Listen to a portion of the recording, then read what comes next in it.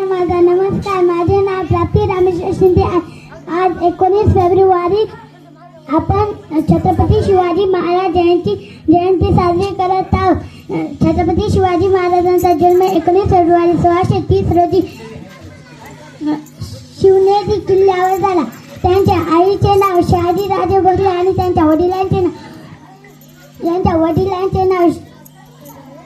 आईचे नाव जिजाबाई होते आणि त्यांच्या वडिलांचे नाव शहाजी राजे भोसले होते.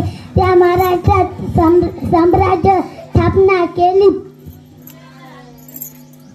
छत्रपती शिवाजी महाराज एक शूर आणि राज्य होता. तर शिवजयंतीच्या हार्दिक शुभेच्छा. जय जिजाऊ, जय शिवराय. जिजाऊ तुम्ही नसता तर नसे